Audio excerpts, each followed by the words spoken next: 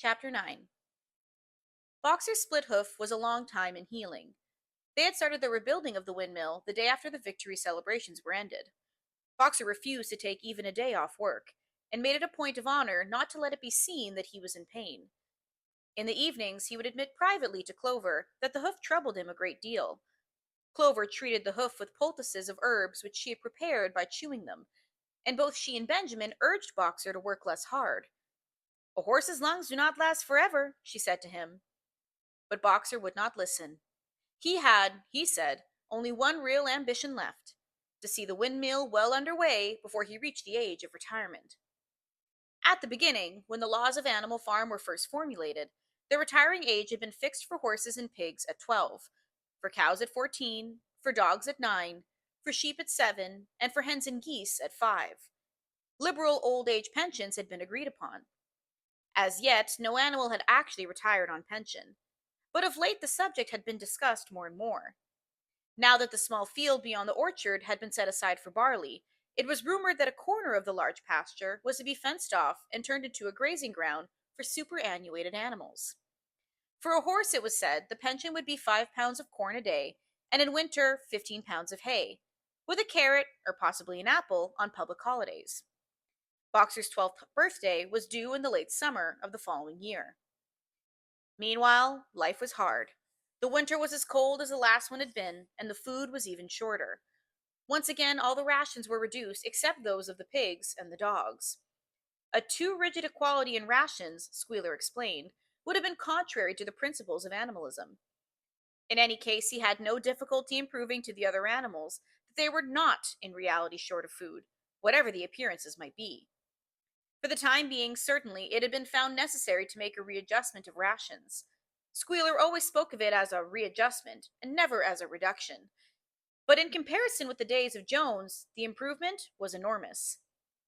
Reading out the figures in a shrill, rapid voice, he proved to them in detail that they had more oats, more hay, more turnips than they had had in Jones's day, and that they had worked shorter hours, that their drinking water was of better quality, that they lived longer, and that a larger proportion of their young ones survived infancy, and that they had more straw in their stalls and suffered less from fleas.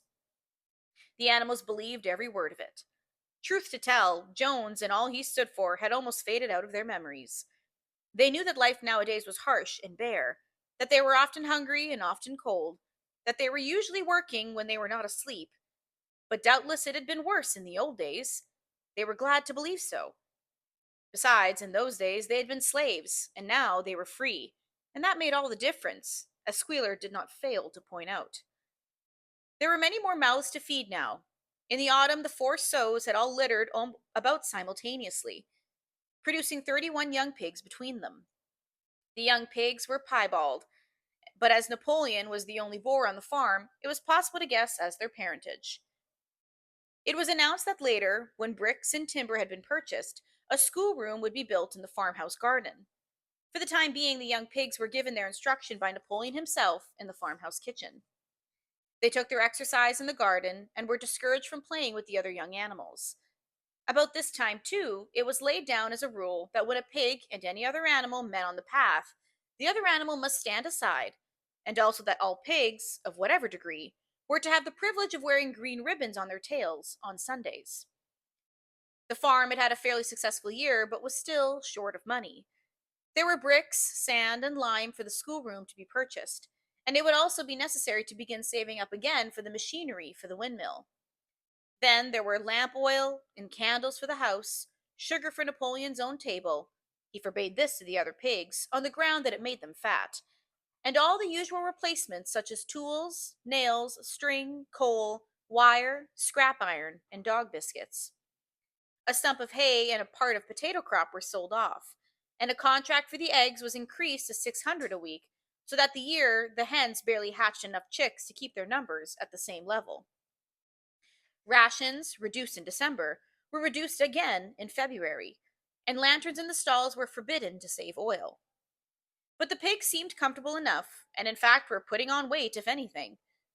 One afternoon in late February, a warm, rich, appetizing scent, such as the animals had never smelt before, wafted itself across the yard from the little brew house, which had been disused in Jones's time. and which now stood beyond the kitchen. Someone said it was the smell of cooking barley.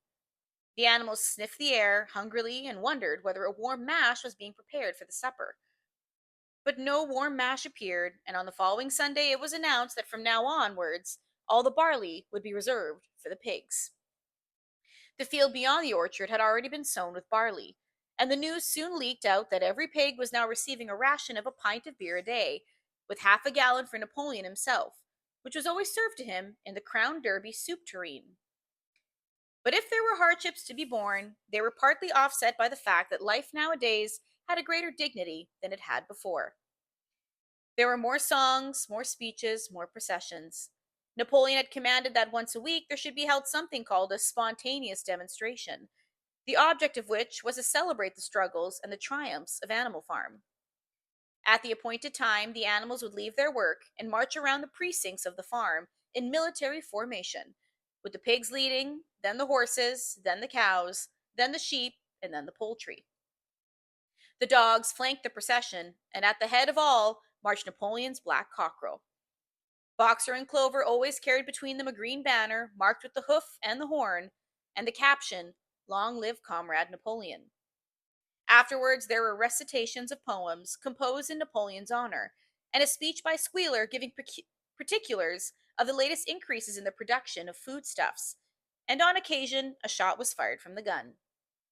The sheep were the greatest devotees of the spontaneous demonstrations, and if anyone complained, as a few animals sometimes did when no pigs or dogs were near, that they wasted time and that they meant a lot of standing about in the cold, the sheep were sure to silence them with a tremendous bleating of "four legs good, two legs bad." But by and large, the animals enjoyed the celebrations. They found it comforting to be reminded that, after all, they were truly their own masters, and that the work they did was for their own benefit. So that was with the songs, the processions, Squealer's list of figures, the thunder of the gun, the crowing of the cockerel, and the fluttering of the flag, they were able to forget that their bellies were empty, at least part of the time. In April, Animal Farm was proclaimed a republic, and it became necessary to elect a president. There was only one candidate, Napoleon, who was elected unanimously. On the same day, it was given out that fresh documents had been discovered which revealed further details about Snowball's complicity with Jones. It now appeared that Snowball had not, as the animals had previously imagined, merely attempted to lose the Battle of the Cowshed by means of a stratagem, but had been openly fighting on Jones's side. In fact, it was he who had actually been the leader of the human forces and had charged into battle with the words, "Long live humanity," on his lips. The wounds on Snowball's back, which a few of the animals still remembered to have seen, had been inflicted by Napoleon's teeth. In the middle of the summer, Moses the raven suddenly reappeared on the farm after an absence of several years. He was quite unchanged, still did no work, and talked in the same strain as ever about Sugar Candy Mountain. He would perch on a stump, flap his black wings, and talk by the hour to anyone who would listen. "Up there, comrades," he would say solemnly, pointing to the sky with his large beak. "Up there, just on the other side of that dark cloud that you can see there, there it lies, Sugar Candy Mountain, that happy country where we poor animals shall rest forever from our labors." He even claimed to have been there on one of his higher flights, and to have seen the everlasting fields of clover, and the linseed cake, and the lump sugar growing on the hedges. Many of the animals believed him. Their lives now, they reasoned, were hungry and laborious. Was it not right and just that a better world should exist somewhere else? A thing that was difficult to determine was the attitude of the pigs toward Moses. They all declared contemptuously that his stories about Sugar Candy Mountain were lies, and yet they allowed him to remain on the farm, not working, with an allowance of gill of beer a day. After his hoof had healed up, Boxer worked harder than ever. Indeed, all the animals worked like slaves that year. Apart from the regular work of the farm and the rebuilding of the windmill, there was the schoolhouse for the young pigs, which was started in March. Sometimes the long hours on insufficient food were hard to bear, but Boxer never faltered. In nothing that he said or did was there any sign that his strength was not what it had been. It was only his appearance that was a little altered. His hide was a little less shiny than it used to be, and his great haunches seemed to have shrunken. The others said, Boxer will pick up when the spring grass comes on. But the spring grass came, and Boxer grew no fatter. Sometimes on the slope leading to the top of the quarry, when he braced his muscles against the weight of some of the vast boulders, it seemed that nothing kept him on his feet except the will to continue. At such times his lips were seen to form the words, "I will work harder." He had no voice left. Once again, Clover and Benjamin warned him to take care of his health, but Boxer paid no attention. His 12th birthday was approaching. He did not care what happened so long as a good store of stone was accumulated before he went on pension. Late one evening, in the summer, a sudden rumor ran round the farm that something had happened to Boxer. He had gone out alone to drag a load of stone down to the windmill, and sure enough, the rumor was true. A few minutes later, two pigeons came racing in with the news. "Boxer's fallen. He's lying on his side and can't get up." About half the animals on the farm rushed out to the knoll where the windmill stood. There lay Boxer between the shafts of the cart, his neck stretched out, unable even to raise his head. His eyes were glazed, his sides matted with sweat. A thin stream of blood had trickled out of his mouth. Clover dropped down to her knees at his side. "Boxer," she cried, "how are you?" "It's my lung," said Boxer in a weak voice. "It doesn't matter. I think you'll be able to finish the windmill without me. There's a pretty good store of stone accumulated. I had only another month to go in any case. Tell you the truth, I've been looking forward to my retirement. And perhaps, as Benjamin is growing old too, they will let him retire at the same time and be a companion to me." "We must get help at once," said Clover. "Run, somebody, and tell Squealer what's happened." All the other animals immediately raced back to the farmhouse to give Squealer the news. Only Clover remained, and Benjamin, who lay down at Boxer's side and, without speaking, kept the flies off him with his long tail. After about a quarter of an hour, Squealer appeared, full of sympathy and concern. He said that Comrade Napoleon had learned with the very deepest distress of the misfortune to one of the most loyal workers on the farm, and was already making arrangements to send Boxer to be treated in a hospital at Willingdon. The animals felt a little uneasy at this. Except for Molly and Snowball, no other animal had ever left the farm, and they did not like to think of their sick comrade in the hands of human beings. However, Squealer easily convinced them that the veterinary surgeon in Willingdon could treat Boxer's case more satisfactorily than could be done on the farm. And about half an hour later, when Boxer had somewhat recovered, he was with difficulty got onto his feet, and managed to limp back to his stall where Clover and Benjamin prepared a good bed of straw for him. For the next few days, Boxer remained in his stall. The pigs had sent out a large bottle of pink medicine, which they had found in the medicine chest in the bathroom, and Clover administered it to Boxer twice a day after meals. In the evening, she lay in his stall and talked to him, while Benjamin kept the flies off him. Boxer professed not to be sorry for what had happened. If he had made a good recovery, he might expect to live another 3 years, and he looked forward to the peaceful days that he would spend in the corner of the big pasture. It would be the first time that he had had leisure to study and improve his mind. He intended, he said, to devote the rest of his life to learning the remaining 22 letters of the alphabet. However, Benjamin and Clover could only be with Boxer after working hours, and it was in the middle of the day when the van came to take him away. The animals were all at work weeding turnips under the supervision of a pig, when they were astonished to see Benjamin come galloping from the direction of the farm buildings, braying at the top of his voice. It was the first time that they had ever seen Benjamin excited. Indeed, it was the first time that anyone had ever seen him gallop. "Quick, quick," he shouted. "Come at once. They're taking Boxer away." Without waiting for orders from the pig, the animals broke off work and raced back to the farm buildings. Sure enough, there in the yard was a large closed van, drawn by two horses, with lettering on its side and a sly-looking man in a low-crowd bowler sitting on the driver's seat, and Boxer's stall was empty. The animals crowded round the van. "Goodbye, Boxer," they chorused. "Goodbye." "Fools! Fools!" shouted Benjamin, prancing around them and stamping the earth with his small hoofs. "Fools, do you not see what's written on the side of the van?"